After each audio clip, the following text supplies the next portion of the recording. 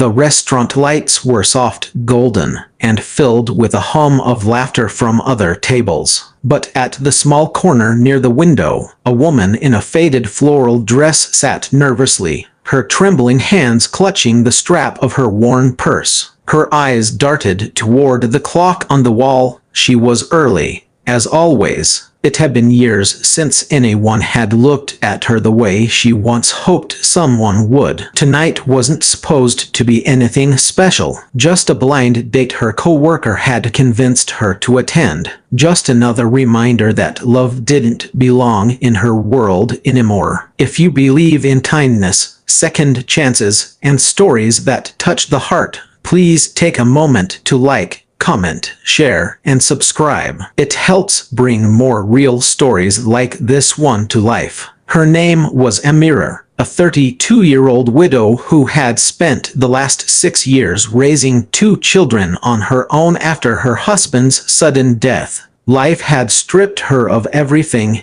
comfort, laughter, even time to grieve properly. She worked double shifts at a small bakery, taking every extra hour she could get to keep a roof over their heads. Her clothes no longer fit like they once did. Her eyes had faint shadows of sleepless nights, and yet, when she smiled for her children, she still glowed with quiet resilience. But tonight, that smile had faded. She wasn't here for love. She was here because a friend had said, "Maybe it's time you start living again." She took a deep breath as the waiter approached, asking if she wanted to order while she waited. She politely declined, though her empty stomach twisted with hunger. Eating alone in a place like this felt wrong, almost embarrassing. She didn't belong among the people laughing at candlelit tables. Her world was one of bills, long nights, and tiny victories like buying new school shoes without taking another loan. Just then, the restaurant door opened.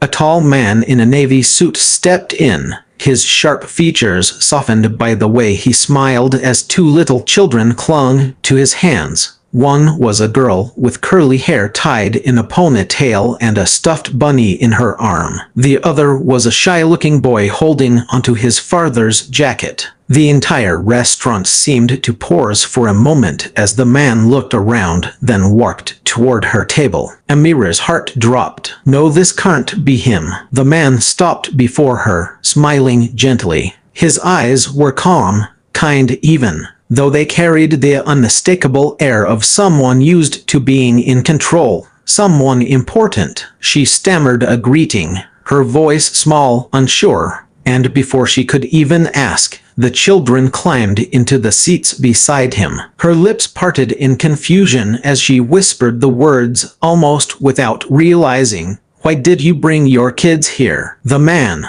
Zayn Malik, a 38-year-old CEO known for his business empire and cold demeanor in the media, simply smiled. But it wasn't a forced, polite smile. It was the kind that carried a secret. That moment felt like a strange collision of worlds. A struggling widow sitting across from a billionaire who had brought his children to what was supposed to be a blind date. The difference between them was like night and day. Her entire outfit probably cost less than his tie, yet he looked at her as though she was the most natural person to share that table with. He ordered food for all of them, choosing the simplest dishes when he noticed her discomfort. The children started chatting about their school, their favorite movies, and how they missed their mother. The air grew softer, warmer, as Amira realized they weren't there as some show of arrogance.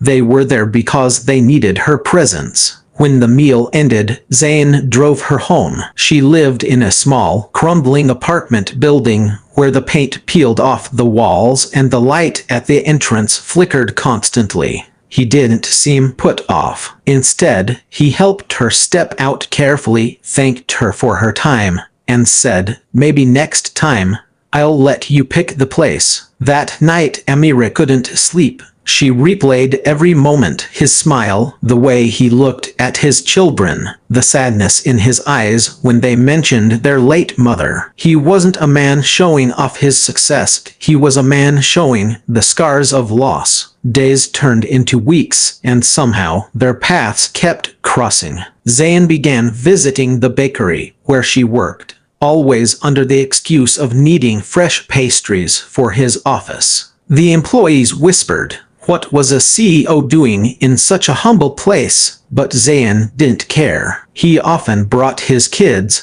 who had started calling her Miss Amira, and sometimes she saw something in his eyes that terrified her. Hope. One rainy afternoon, she saw him waiting outside the bakery again, drenched but smiling. He asked if she could join them for dinner, not at a fancy restaurant, but at a small park near his home, where his kids loved to eat takeout and feed the birds. She hesitated, then said yes. Under the gray sky, they sat on a bench with steaming boxes of noodles and soft laughter echoing around them. Zayn told her stories about his early struggles, how he once couldn't afford rent, how he worked 2 jobs before his company took off, and how, when his wife fell sick, he had no time to say goodbye properly. He didn't cry, he just looked into the distance and said, "I thought I'd never feel alive again until I met you." For the first time in years, Amira felt her heart stir, not because of his wealth or charm, but because she saw the same pain she carried reflected in him. They were 2 broken souls who had forgotten how to dream, finding comfort in the quiet understanding of each other's grief. But the world never stays kind for long. News spread. Photos were taken. CEO seen with a poor widow and her children. Headlines twisted the story, calling her a gold digger, claiming she used pity to climb social ladders. The bakery owner asked her to stay home until the attention died down. The children at her son's school teased him, saying his mother was trying to marry rich. Amira wanted to disappear. When Zayn came to see her, she told him not to come again. Her voice trembled as she said, "Your world is too bright for someone like me." But as she closed the door, she saw the way his shoulders dropped, like a man losing something he wasn't ready to let go of. Weeks passed. Life returned to its dull rhythm. Bills, silence, and loneliness. She tried to convince herself it was for the best. Until one evening, she came home to find her children sitting excitedly by the door. In their hands were 2 small envelopes. Inside were letters, invitations. The envelope was sealed with a familiar emblem, Malik Industries' annual charity gala. She hesitated but finally went, wearing the same floral dress she had worn on their first meeting. When she entered the grand hall, people turned, whispering. But Zayn stood on the stage, his children beside him holding her hand tightly. He spoke to the crowd, not as a CEO, but as a man who had found something money could never buy. He told the story of a widow who taught his children how to laugh again, how she reminded him that kindness wasn't weakness, that love could bloom even after loss. And then he said something that silenced the entire room. "She once asked me why I brought my kids on our first date. It was because I wanted to see if she could love not just me, but the parts of me that needed healing. And she did, without even realizing it." Tears blurred her eyes as the crowd stood, clapping softly. He walked toward her, his smile tender, no longer the confident CEO, but just a man asking for a chance at happiness again.